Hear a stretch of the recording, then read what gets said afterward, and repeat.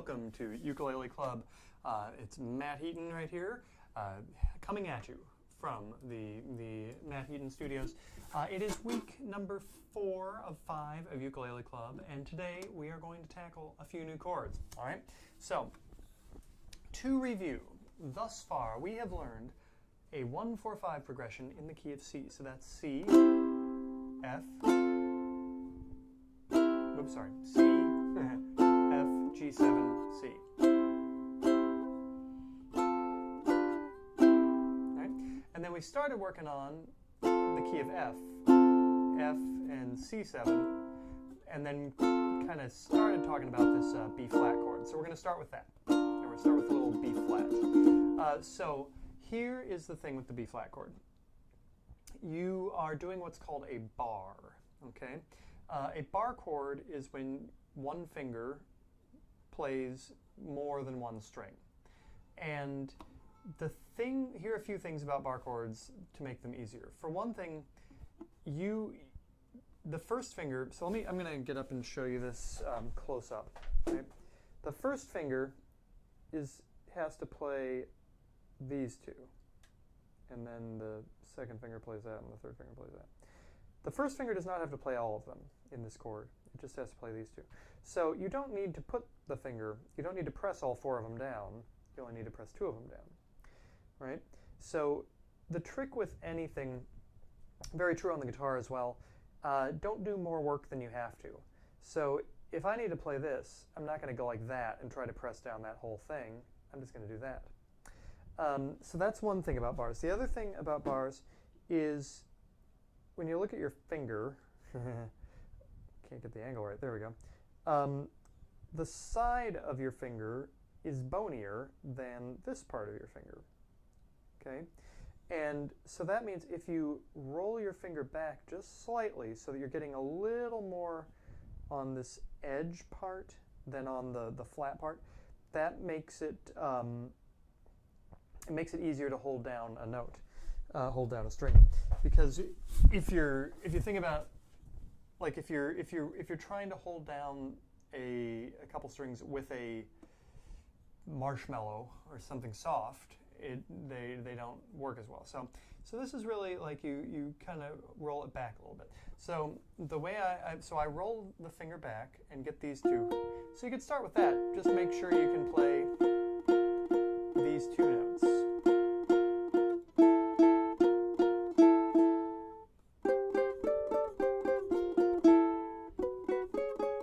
Move them around. And then you put down the middle finger on the 2nd fret of the 3rd string and your first string, your ring finger on the 3rd fret. Now, interesting thing you might notice is this note here is the same as that note. So you're playing the same note twice. Which is kind of interesting. You could move it up and down. So this chord also has no open strings. This is the first thing we've done with no open strings. And what that means is you could move it. You could move the shape. So here it's a B flat, here it's B, and there it's C. But wait, I thought this was C. It is C, but can you hear how they're kind of the same? Now I just told you not to do this and I'm doing that. Anyway, but there are, if a chord doesn't have any open strings, you can move it around and use it for different chords. Handy. But right now, let's just concentrate on this. So we're going to start off just doing 1-4-5 in the key of F. So it's going to be F, 2, 3, 4, and then B flat, and then C7, and then F. When you're going from the F to the B flat, this first finger, the first finger is on the 1st fret of the 2nd string for the F chord, and then it kind of does this little rolly lie down thing to get the 2 strings for the B flat chord, right? So it's not quite a common finger, but it's real close. You know, it doesn't have to do a whole heck of a lot to get from here to here. And there, of course, you do have to pick it up. But fortunately, you're picking this up and going somewhere very easy, so it's not too hard. So here we go. We're going to try this. 1, 2, 3, 4. 1, 2, 3, 4. 2, 3, 4, and 1, 2, 3. And again with the F, 2, 3, 4, and a B flat. 1, 2, 3, G7, 3, 2, 3, and back, and whoops, 2, and re F. 1, 2, 3, 1, 2, 3, 4. 1, 2, 3, 4. 2, 3, 4. 1, 2, 3, 4. 1, 2, 3, 4. 1, 2, 3, 4. 1, 2. Now again. 1, 2, 3, 4. 1, 2, 4. 1, 2, 3, 4, and 1, 2. Very good. Now 1, 2, 3, 4. 1, 2, 3, 4. 1, 2, 3, 4. 1, 2, 3, 4. 1, 2, 3, 4. 1, 2, 3. 1, 2, 3, 4. 1. Now we'll do all of them. 1, 3, 4. 1, 2, 3, 4. 1.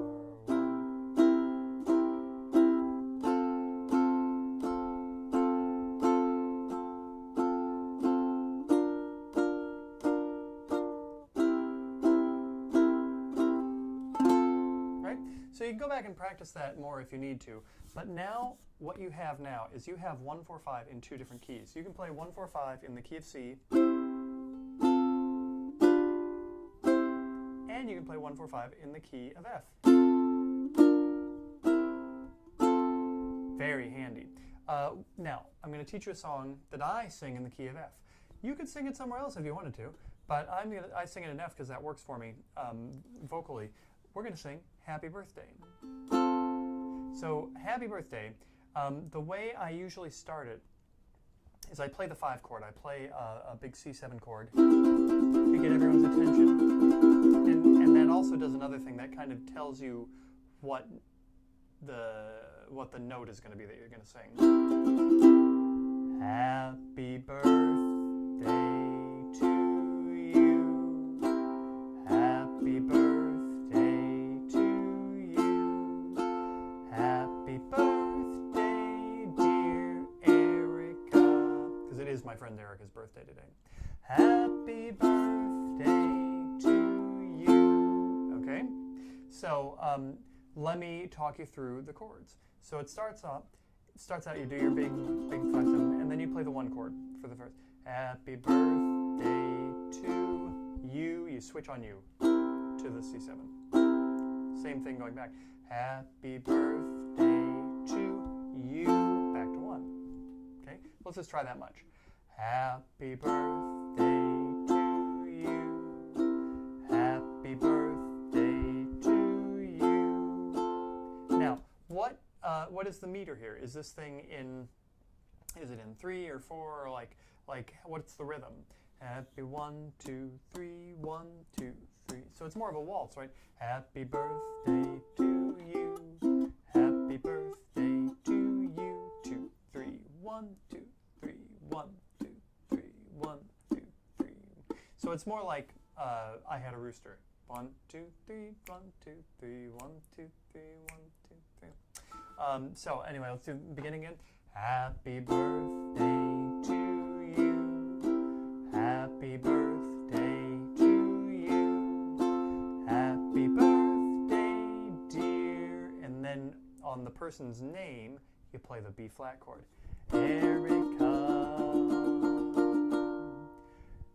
Happy, then to 1. Birthday to, go to the 5 chord, you, 1 chord.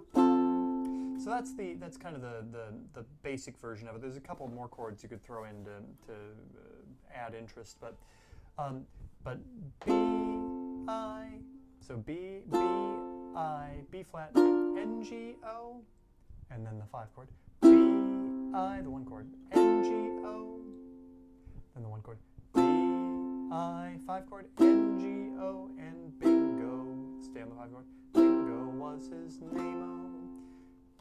There was a, so I'm just gonna play it for you. Try to follow along. There was a farmer had a dog and bingo was his name-o. B-I-N-G-O, B-I-N-G-O, B-I-N-G-O, and bingo was his name-o. Now, when you start doing the clapping thing, if you clap, you're going to drop your ukulele, unless if you have a strap, that would be smart. But then your hand gets too far away. So what I do is, farmer had a dog and bingo was his name-o. I-N-G-O, I-N-G-O, I-N-G-O, and bingo was his name. Right, I just kind of do one of these. It's not any particular pitch or noise or anything. When you start adding more claps, you kind of have to think of where you would be in the chords. So, oh, oh, oh, and bingo was his name, which takes a little bit of practice because you have to kind of keep track of which chord you would be playing when you're actually clapping. But those are a couple good ones in the key of F. I'm going to give you 2 more chords. Can you believe it? Can you handle it? I think so. I want to introduce these. So we have done G7. I would like to do the key of G. I mean, the key of G and the chord of G. And to that end, I would kind of like to show you something. Will we do it this week? Well, we'll see. First, I'm going to show you this chord, and then we'll decide. So, G7 looks like this, right? You've got, here, I'm going to get up, show it to you. G7, you got like that. Huh? G is like this. These two are the same. The one that's on this string, for G7 it's here, and for G it's up here. Now, you can't, I mean, I guess you could use your pinky, but it's very uncomfortable. So you have to switch your fingers around, unfortunately.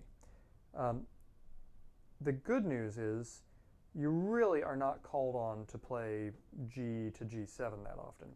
But the way to finger this is first finger on the 2nd fret of the 3rd string.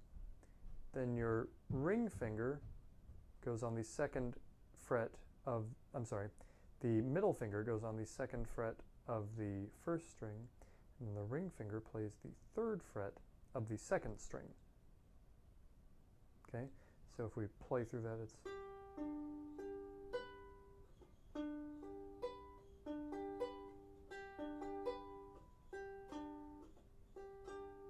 and you notice this, though they aren't in tune, are the same note. Okay, so G. What is the difference between G and G7? I think I'm going to tell you. The difference is one has a 7th. What does that mean?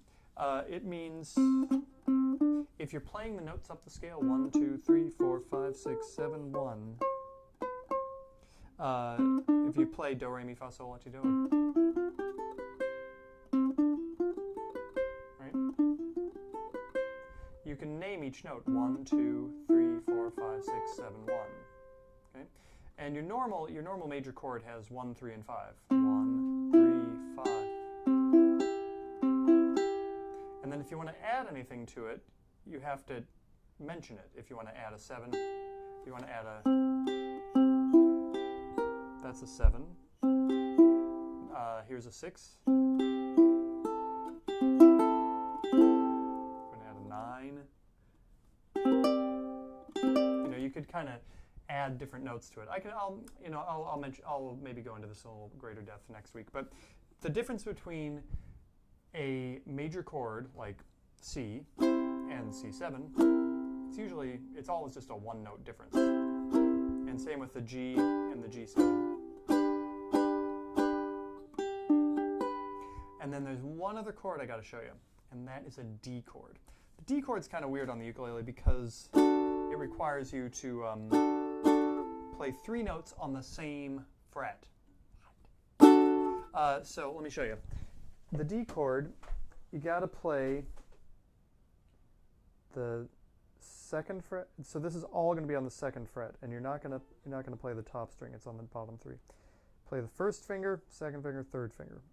Can you see how I have smushed them all down there? Now, it is possible to do it, kind of mash one finger down and do that. It might even be possible to do like a 1-finger thing. Let's get all 3 of them with 1 finger. The only way that's going to work, though, is if you do this little bendy. You see how I'm bending my finger like that? I'm not going straight across because then I would get all 4, and I don't want all 4. I just want 3. But what I most often do is this. But you might be able to do this. It might be just as easy. Experiment.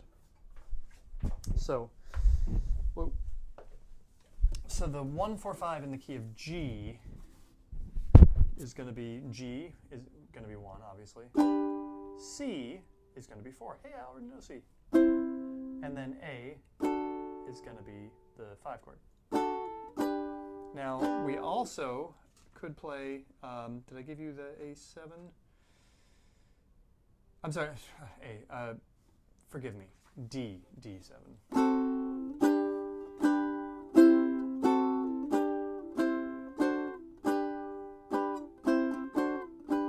So there's a couple, if you play, there's just the normal D.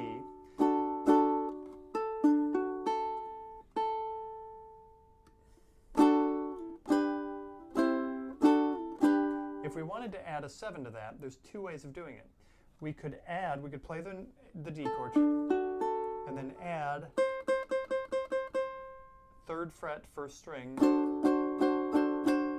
to it.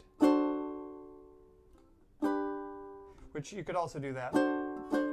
Then it starts to get maybe a little easier to do it like a bar and the 1 finger. Or we could do it by taking a finger off. We could play our D chord and then remove the middle finger. And you can hear that note. That's a 7. Now, why are there 2 versions of that chord? There are 2 versions of every chord. It just so happens these 2 you can both do in 1st position. How do I pick which one? Good question. There's 2 criteria. One is which sounds better, and one is which is easier to do. Again, when you have if you have a 7 chord, like a dominant 7 and 8, a D7, you have the option of just playing the plain old D. You could just play this and it works fine. I prefer this one with that note on top. And here's why. Here I'm playing the progression, though. 1, 4, 5, 1. Listen to my top string. I'll try to punch it out.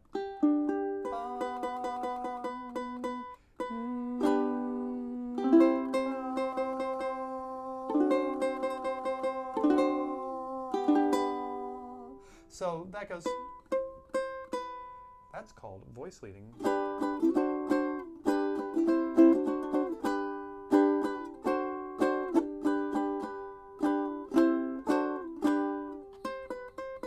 So you can hear those 2 notes really close together. Whereas if I do it the other way,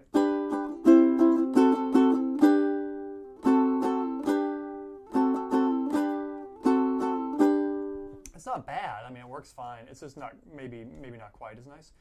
Good to learn them both, of course. So practicing 1-4-5 in G. 1, 2, 3, 4. 1, 2, 3, 4.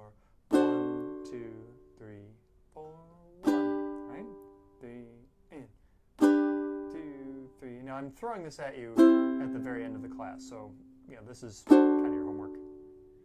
1, and then 1, 4, 5, 1. Okay.